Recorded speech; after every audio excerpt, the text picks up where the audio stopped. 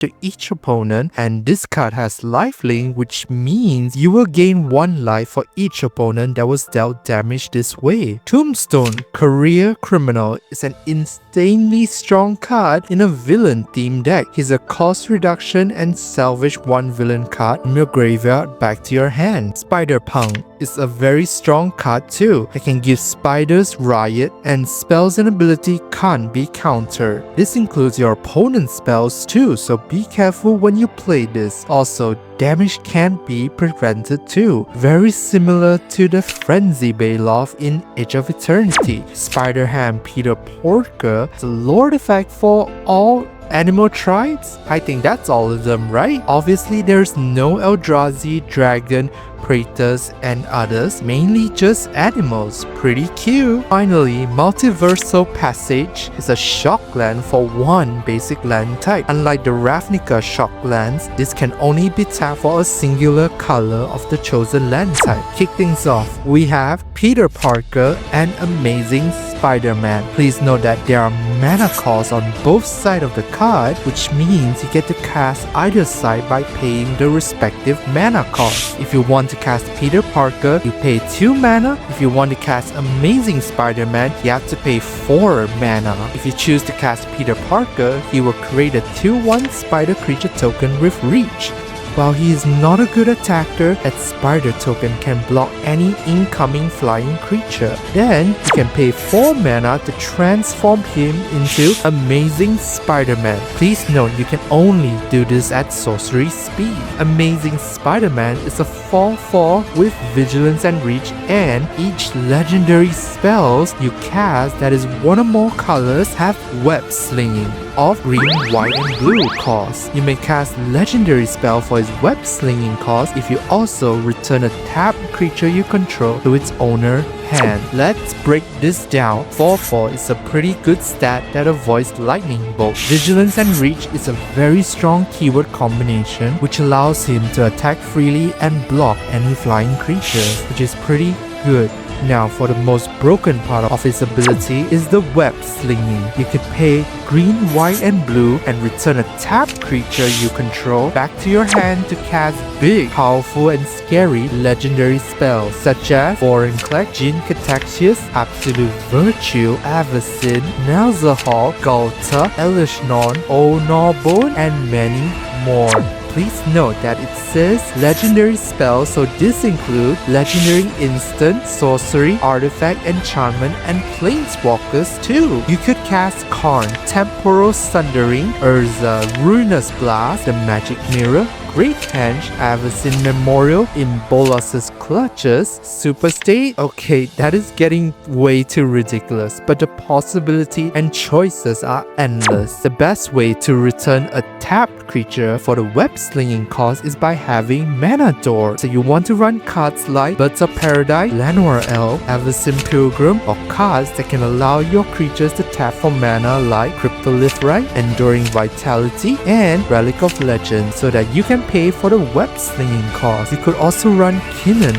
Bonded Prodigy, to give you more mana. After casting your big legendary spell, be sure to redeploy your Mana Door so you can do it again next turn. The amazing Spider-Man is such a strong card, can cheat out powerful legendary creature. Next up, we have Gwen Stacy. She's a 2/1 2 mana cost, and when she enters, you get to impulse draw 1 card, then pay 5 mana, and she turns into Ghost Spider with a 4/4 flying vigilant haste, and whenever you cast or play cards from exile, put a +1/+1 counter on her. Then remove 2 +1/+1 counter to impulse draw. Let's see. 4/4 flying vigilance and haste is insane because you can attack with her right away. Also, if she has somehow reaches 21 power from her +1/+1 counters ability, then Ghost Spider will turn into a one-shot killing machine.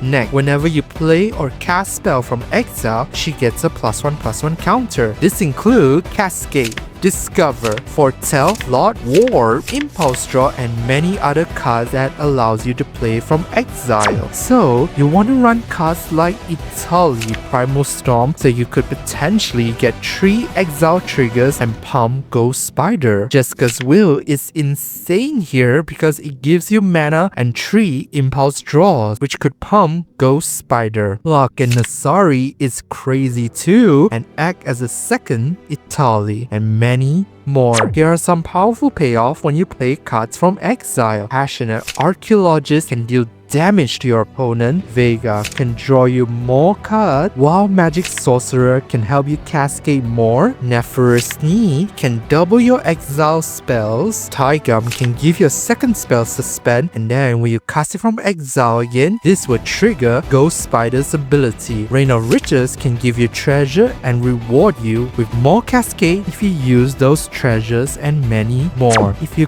can't impulse draw consistently, don't worry, here are some cards that can help you. Professional Facebreaker can impulse draw if you sacrifice a treasure token, while Wasteland can give you 2 impulse draws. Hafnir, Horn of Bounty can impulse draw 2 cards if you discard a card, and many more. You have to put in Lae'zel in here because you get 2 +1/+1 counters right away, and start removing 2 of those counters to impulse draw consistently. Stage of the Beyond can reduce your exile spell by 2, which is pretty good. Gwen Stacy is pretty strong too, but be careful of Draniv Magistrate or any similar card that can stop you from casting spells from exile. Speaking of +1/+1 counter, here's Miles Morales at 1/2, and when he enters, you get to put a +1/+1 counters on 2 creatures, including him. Then pay 6 mana to flip him into Ultimate Spider-Man, who has First Strike and Haste. He also has Camouflage. He can pay 2 and he gets a +1/+1 counter and gain Hexproof and become colorless until end of turn. Whenever you attack, double the number of each kind of counters on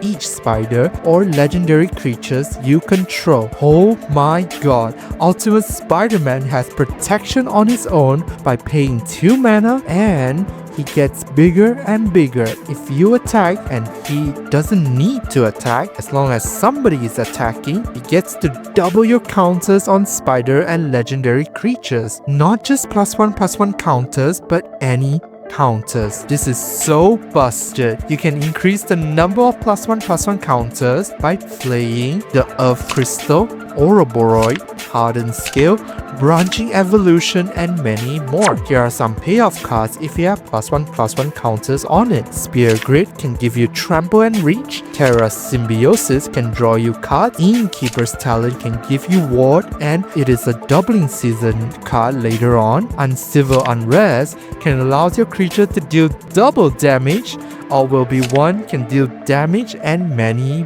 more. Fear of losing your counters? Don't worry, the Ozlive and Resourceful Defense are here to help you out. Another +1/+1 counter team deck, but this time in red, green and white colors. Moving on, we have Spider-Man 2099, who is a 2/3, 2 mana cost with double strike and vigilance, but you can't cast this spell during your first, second and third turn.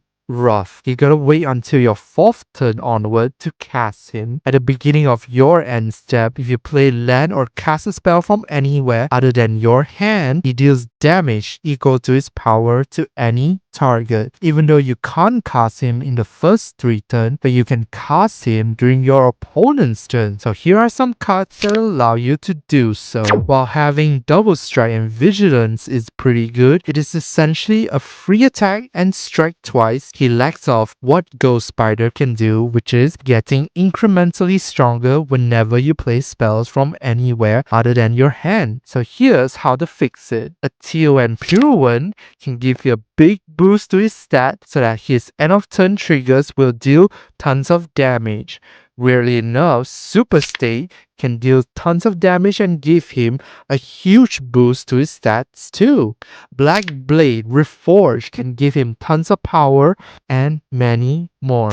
Alright, for that end of turn trigger, Ishtola Rule can trigger it twice. Roaming Throne can also help to trigger it twice. And Catis can ensure all your opponents took the same amount of damage. We also want to play or cast spell from anywhere other than our hand consistently, and you can do this by playing the reality chip so that you can play from the top of your deck. Cards with flashback is also good here.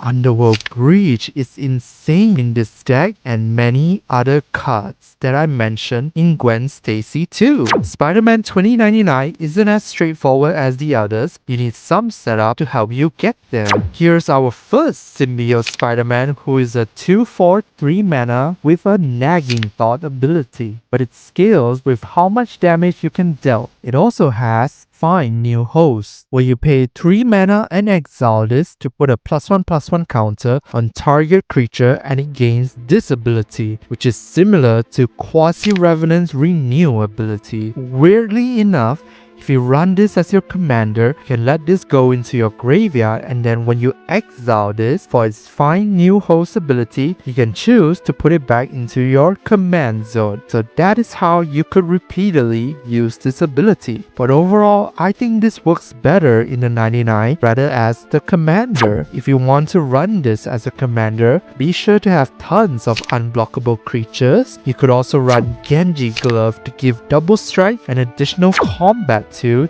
trigger that Nagging Thought ability twice. We also got SPDR piloted by Penny, who is a 4/4 with vigilance but 5 mana to cast. When she enters, you have to put a +1/+1 counter on target creature, and whenever a modified creature you control deals combat damage, draw a card.